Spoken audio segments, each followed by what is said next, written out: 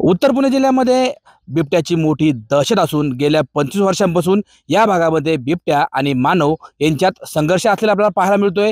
पूर्वी फक्त प्राणीच पिंजऱ्यामध्ये राहत होते, आता मात्र बिबट्याच्या दहशतीमुळे या भागामध्ये मानवाला चक्क पिंजऱ्यामध्ये राहण्याची वेळ आली आहे।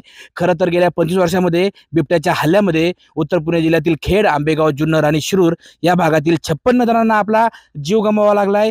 तर गेल्या 25 दिवसामध्ये पिंपरखेड परिसरातील 3 जणांना बिबट्याच्या हल्ल्यात आपला जीव गमवावा लागलाय। बिबट्याची वाढती संख्या आणि बिबट्याचे वाढते हल्ले यामुळे घाबरलेल्या नागरिकांनी या ठिकाणी आपल्या घराभोवती जे आहे ते जाळीचं कुंपण करण्यास सुरुवात केली आहे। खरं तर बिबट्यामुळे आपल्या कुटुंबाला, आपल्या कुटुंबातील लोकांना त्रास होऊ नये यासाठी या भागातील जे शेतकरी आहे या शेतकऱ्यांनी आता आपल्या घराभोवती जाळी केलेली पाहायला मिळते। बाबा काय सांगाल, तुमच्या घराभोवती तुम्ही ही मोठी 10 फुटाचं जाळीचं कंपाऊंड केले? हा 10 फुटाचा आहे. 10 फूट उंचीचं कंपाऊंड आहे आणि असं किती फूट आहे 50 का 60 फूट आहे असं लांबीला. हा. मला नाही एवढं सांगता डीपी.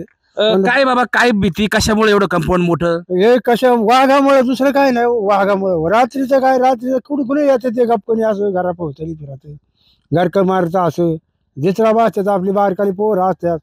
एखादं पोरग जर बाहेर आलं तर टपकन उचलून घेऊ शकतो ना, ते घेऊन जातं. ते बरं घेऊन गेलं का ते उसात घेऊन जातं, परत सापडत नाही ते असं यार गेलो. इथे वाघ येतोय का? तुम्ही वाघ पाहिलाय का? आम्ही पाहिलं नाही येतानी. इथे येतो रस्त्याने येतो, इथं थांबतो, बघतो असं इकडे तिकडे बघतो. त्याला जर दिसलं नाही काय उचलायला त्याचं पुढे निघून जातो, परत थांबत नाही, मग मोर जातो. बरं, आता हे कंपाऊंड केलंय यामुळे संरक्षण होणार, काय तुमची भावना? हा, सुरक्षेचं असं होणार का या कंपाऊंडापासून असा फायदा आहे का त्याला काही करताच येत नाही वाघाला आतमध्ये.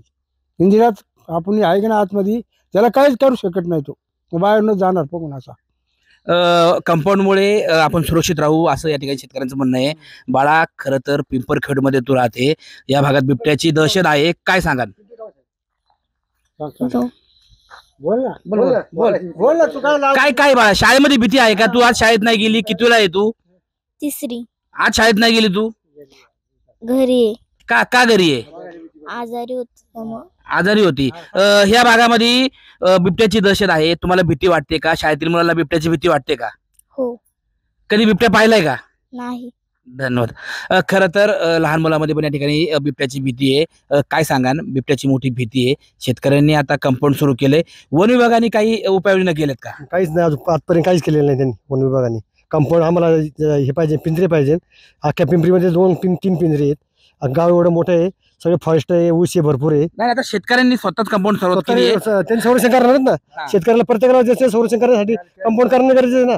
10 फुटाचा कंपाऊंड म्हणजे याच्यावर सुद्धा वाघ येऊ शकतो, वरून सुद्धा उडशी मारू शकतो. प्रत्येकाने जनते शेफ्टी काम चालू आहे सध्या, पण शासनाने जास्तीत जास्त पिंजरे पिंपरी गावामध्ये लावले पाहिजे, सगळ्यात जास्तीत जास्त एकदम. खरं तर शासनाने या ठिकाणी जास्तीत जास्त पिंजरे लावले पाहिजे अशी मागणी आहे। बाबा, खरं तर 10 फुटाचं कंपाऊंड आहे, याच्यात तरी आता तुम्ही सुरक्षित आहेत का? आतमध्ये सुरक्षित. आता आम्हाला कसली भीती वाटत नाही याच्यात आतमध्ये. हा, रस्त्यावरती काय, शेतात काय? शेतामध्ये जायचं म्हणलं का सावधगिरीत जायला लागते ना. काठी बी म्हणा, कोयता हातात घेऊन जाणे, तसं मोकळं जाणे नाही ना तिकडे कोयचं शेतामध्ये.